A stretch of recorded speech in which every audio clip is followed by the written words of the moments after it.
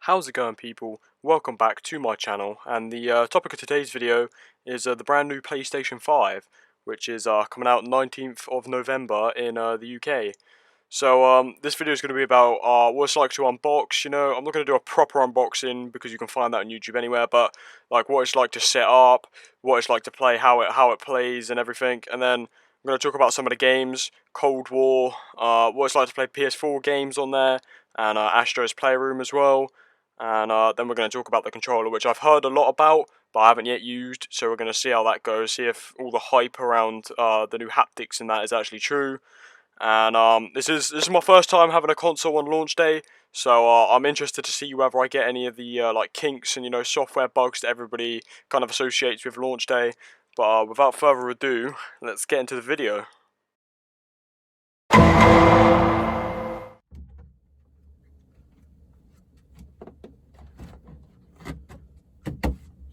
So as you can see, PS5 acquired. Now I'm not going to do like a proper unboxing because I think there's loads of them on YouTube.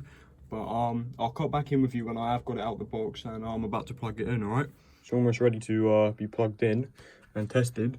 But first we got to remove my poor old original PlayStation 4. Oh, fuck, you pussy! Fuck, you... Did you make it? Oh, this is the one, this is the one. I'm fucking done! Bro! Like, what the fuck is this, man? Oh my god. Oh, yeah. Where are you? I can't even find it. There you are.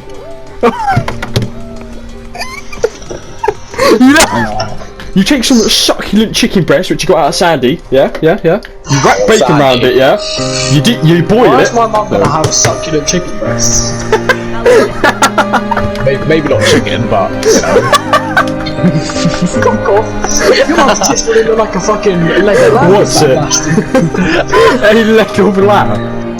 Fuck me. There's two of you, yeah? You're both fast as fuck and you like baguettes up your ass. I swear to god, if you got that ball on the left. Hey, yo, Mika. Yo, I'm really losing my fucking patience with this pussy immigrant. Ow! How did either of them hit you? That one's not gone yet.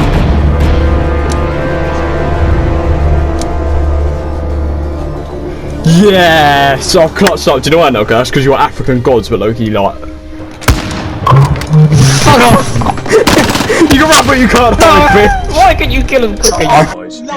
Oh my god, shut up! Kiss me now, I never fool you Shut the fuck up. Last Christmas, I gave you my heart. Then Mrs. Pitter sucked my cock dry. Give you my Josh, don't have it. So disconnected. Probably because you're listening to too much fucking music. I gave you my heart. Next day, Someone's to I give it to someone special. Now. No. You versus Mega Granny, bro. Pretty bent you over, bro. Wait. Why is he not Yes! I'm gonna invite him to be after join. He's probably trying to escape. Holy, he's our boy. Middle, I'm on the right again. On his middle. On your right, on your right. Bro, your call-outs are so shit! What do you mean from my right? That's behind you! Oh, God. Wow! Why he's such a decent... Rage completion! Rage completion! What?! I'm not playing this fucking game! It's better even here. Yep. Yeah, there it is.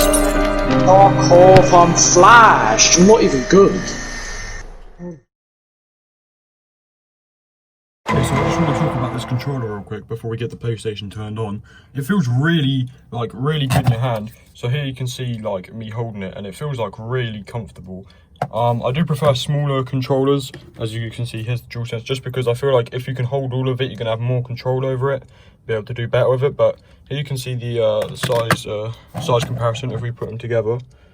As you can see, they're about the same, but this one's a bit more chunkier up here, and the legs, or whatever you want to call them, are a bit longer. But another really neat feature that I just wanted to point out, so if you don't already know, I don't know if my camera can pick it up, but the matte finish is all in tiny like circles, X's, squares and triangles, so I think it was really cool. You can see it by the trigger there. I thought that was a really cool feature. But now let's get on to turning on the PlayStation for the first time. So here you can see my monitor's waiting for a signal.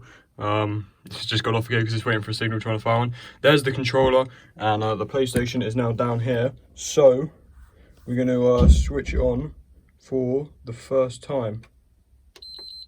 Oh, did I press the wrong button? I think I pressed the eject button. All right. Oh, and there's the lights. Go back up and see what's happening on the screen. Just gonna wait so you can see my lights behind there. Oh, it is on. The lights are on, as you saw. Oh, there it is. Oh, and we're playing here right now. User system software to use extent. Okay, so I have to update it. It's a bit anticlimactic. There's no audio obviously because I don't have speakers. It would just normally be my headset. But I'll cut back when this is updated. Okay, so it's just restarted after the update, and we're about to see hopefully the PlayStation on the screen for the first time. Oh, there's the logo. Oh, look at that. Astro's Playroom added to downloads, as you can see in the top right. Okay, so I have to turn on the Dual Sense. As you can see, it's got an orange light. So if we press this button, the PlayStation button, it should go blue, and that will mean it's connected. So we're going to select, English.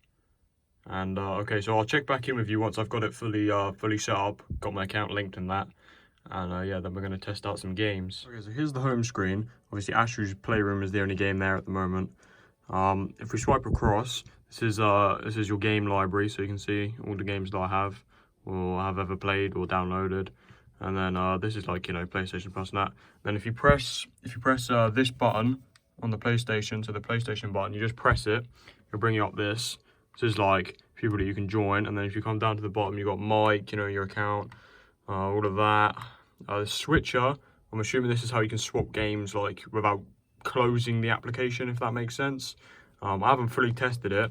Obviously, this is your friends and that, music, downloads and uploads, sound and all of that. So it's quite an easy layout to get your head around it. I've literally been playing around with it for like, I don't know, probably about 3 minutes. So the next few segments of the video is obviously going to be probably do some GTA races with the boys to show you what PS4 games on the PS5 look like, and then Call of Duty Cold War as well. But we've got to wait for that to install. That's why this is the first week of having the PlayStation, because I've got to install it.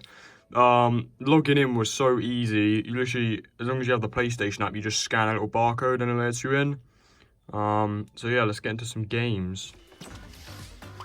Okay, so the first game I thought we'd start off talking about is Astro's Playroom.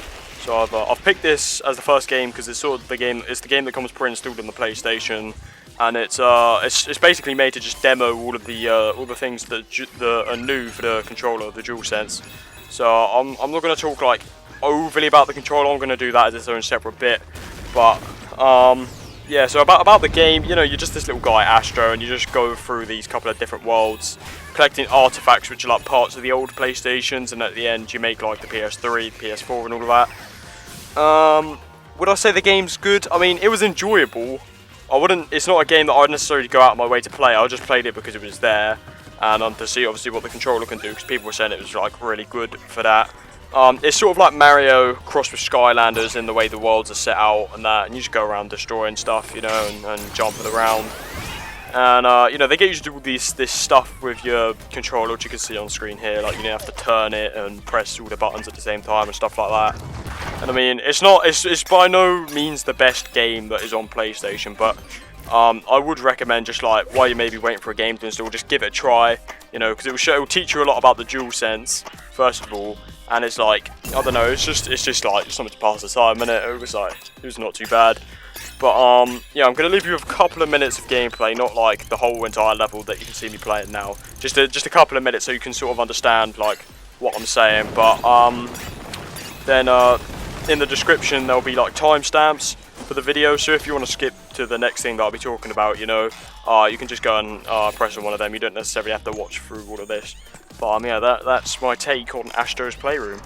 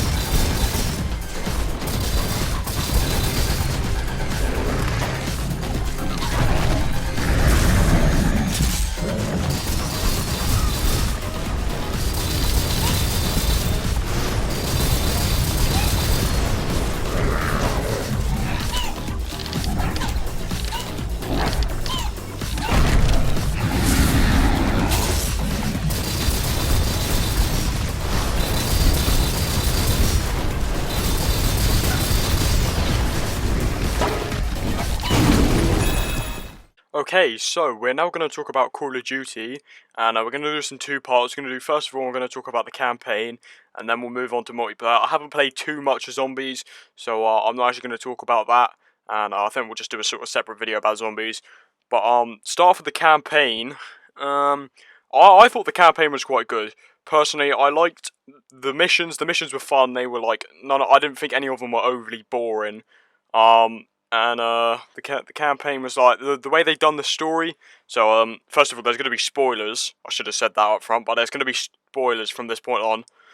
So the campaign, you're looking for this guy Perseus, and you're trying to work out his plan. But what I liked about this was it wasn't like the other Call of Duties where you just know like what he's planning to do and who he is.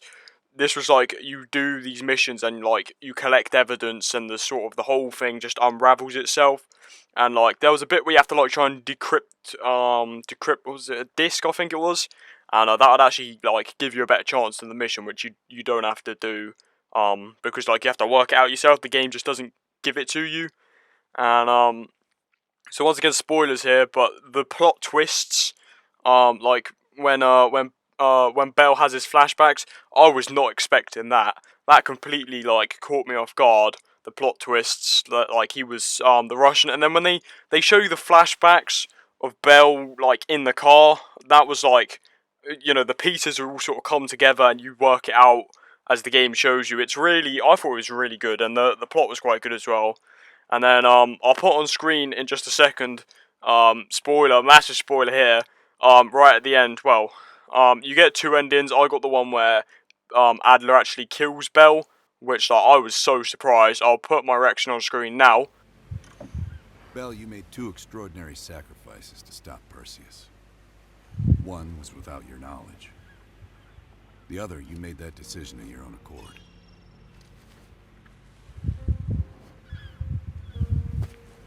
I just want you to know that this little thing that's happened with you and me, it was always for the greater good. You're a goddamn hero, you know that, kid. Heroes have to make sacrifices. That's why when I ask you for one more, I hope you understand. It was never personal.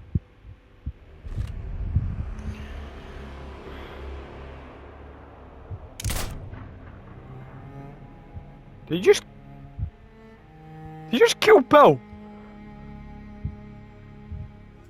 And as you can see from that, like, it completely caught me off guard. But like I said before, all of the missions were good. Like the first two missions, yeah, straight away. The one on the plane, where you try and take out the guy on the plane, I forgot his name, and the one where you chase the guy over the rooftops.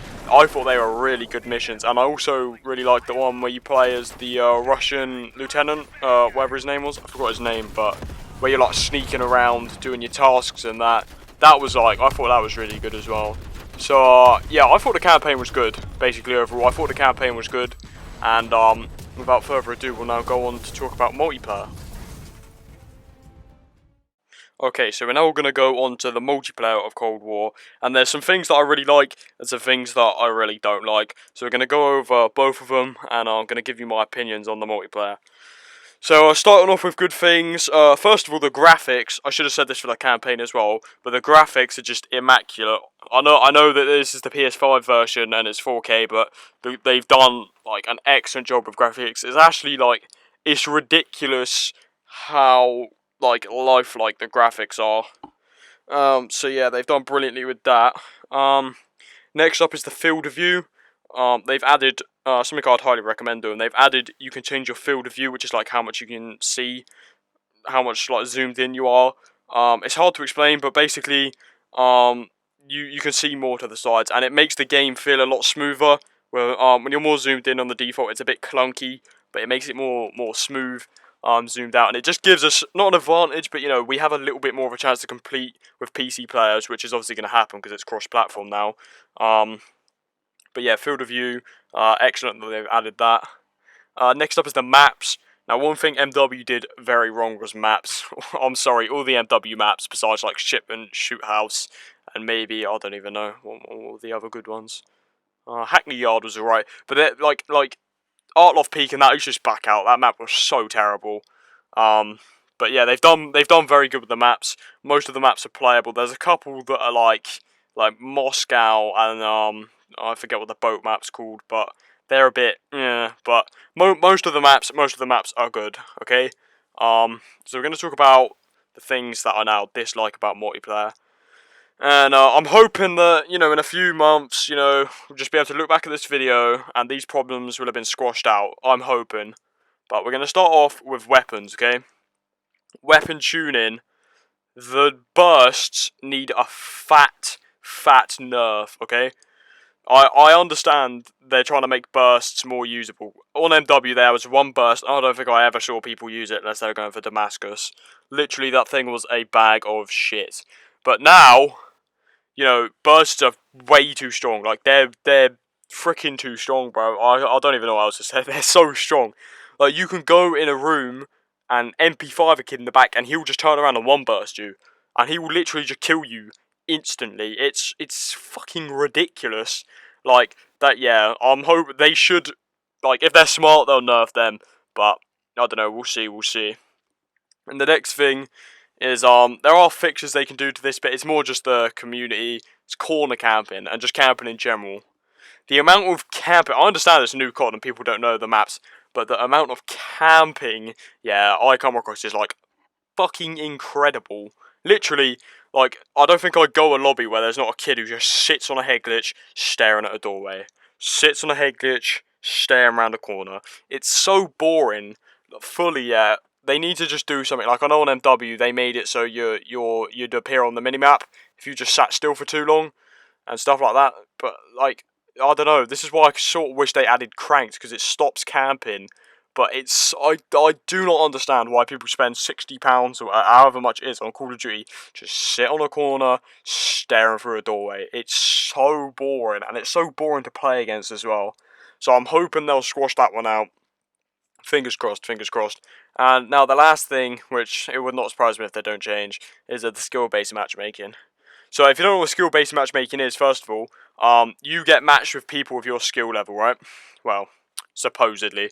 And the reason this is so that noobs, when they start playing, they get ranked with other, like, low skill players, and then they play more, and then they invest money in the game, because they feel like they're doing good, but they're just playing against people the same skill as them.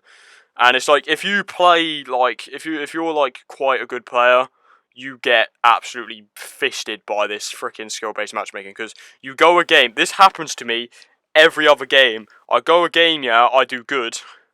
The next game, I get absolutely ripped into. The other team, yeah, just smoke me. And it's like, I understand, yeah, I understand that you want to give new players a chance, but, like, the fact that I'm on a team with people that can't get over 10 kills and everyone on the other team has got, like, 2 KDs is fucking ridiculous. Do you know what I mean? Like, I think 10 kills should be the minimum, bruv. And I literally had a lobby where I was the only one with over 10 kills. It was, like, outrageous. So, I don't know, like, I don't know exactly if they'll fix that, because it does, you know, it draws them in customers and makes them money, but it feels so much stronger on Cold War. People said it was on MW. Personally, I wouldn't have known unless, like, people had said it, because, like, I don't know, I thought MW was alright. I used to do fairly good in most lobbies. But, like, on this, it's fucking so strong. It's so strong. You just get shat on every other game. So, yeah, I am enjoying playing the multiplayer, I'm not gonna lie. Like, it probably sounds like I freaking hate this multiplayer. And, I mean, I know, to be fair, I know that, like, all CODs will have issues like this at the start. And it will you know, fix up as time goes on, but it's just really, yeah, it's really boring to play against corner campers, and the bursts are fucking ridiculous on so many levels. So, yeah, that's the Cold War. That's the Cold War multiplayer. I am enjoying it. I think the gameplay's good, but then it's just the people. There's so much scum that play this game, and I mean, I suppose I'll play it as well, but we move. So yeah, that's my opinions on MW. So I'm gonna leave you with a couple of minutes of gameplay, and with all the topics I've just talked about, an It's Me Jopey Rage compilation could be in the works. We'll see how we go. But I'm now going to leave you with a few minutes of multiplayer gameplay. And I'm sure you'll be able to hear me complain about corner campers and all that. And yeah, then we'll move on to something else. How are you doing, Bannerman? How am I doing? I'm going 13 and 9. And you've just nipped my kill. Oh fuck! Please tell me you killed him. No, you fucking I died first. I went around the corner reloading, which is kind of a dumb thing to do. Oh!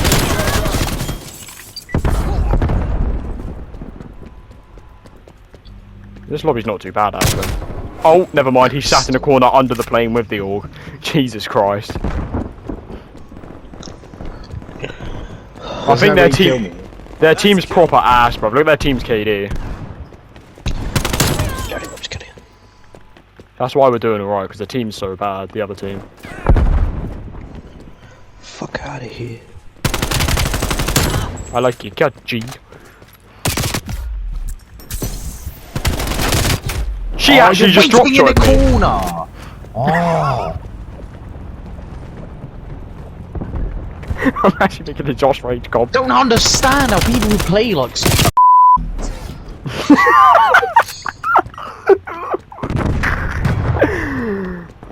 Yeah. I just got drop shot by SK Monster, bro. Enemy destroyed. Yeah, he's dumb. He drops on me as well, bro. The fuck? Just He's a monster.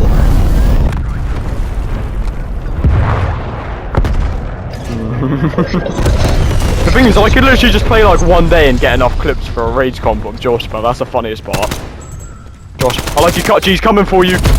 Oh, I got twatted! Oh. Okay, so this tiny segment of the video is going to be about PS4 games on PS5. I was going to put some races in here, but the video is getting a bit long and I still want to talk about the controller. So, literally, they're pretty much the same, I'm not going to lie. The graphics maybe slightly better, maybe slightly faster load times like GTA and that. You definitely load on faster, but you can still, everyone was talking about the external hard drive and all that. You can still use PS4 games on the external hard drive. All of my PS4 games are on the external hard drive. Just my PS4 games which are on the internal one. So yeah, there's not too much to talk about. Just for an example is Mortal Kombat X, which you can see on screen here. And I got that from the PlayStation Plus. It's on the PS5 exclusive. So yeah, but that's about it. And now we're going to move on to the controller. Round 2. Okay, so now this is the final segment of the video, and we're going to talk about the new Daul Sense controller. So, for me, I would say this is probably what it's got over the Xbox is the controller. Like, you know, but from what I've heard, the Xbox controller is pretty much the same as any other Xbox controller, you know, and probably the same as the Daul Sense 4 and PS3 controller. But this what they've done this year is like, I don't know, it's different, you know. It's just so much like more immersive.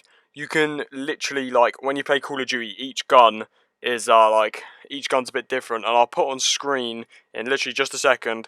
I tried. I don't think I've done it particularly good justice, but to show you what it's like to press the triggers with different guns, like LMGs, you have to put a lot more pressure than an MP5. So I'll put that on screen now.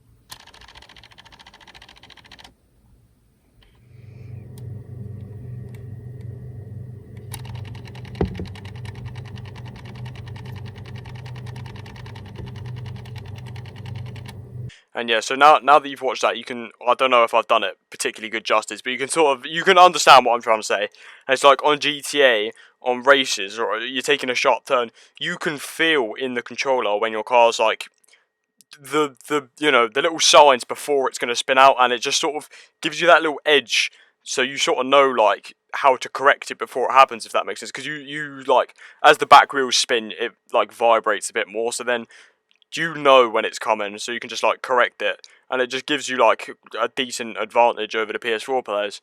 And there's not too many games that I've played. Mostly Call of Duty is like the main one that have like taken advantage of it. But I'm sure as more PS5 games come on the market, then we'll see more of them taking advantage. And then Astro's Playroom obviously is made just for it. You've seen all the stuff that I was doing when I was playing that.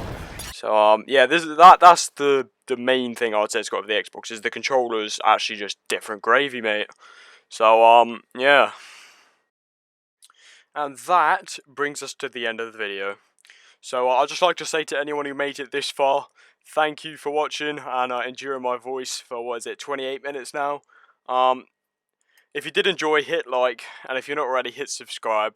And I'm sure I'll be posting some PS5 gameplay in the next few days. States and its allies slowly consume that which is dear to us.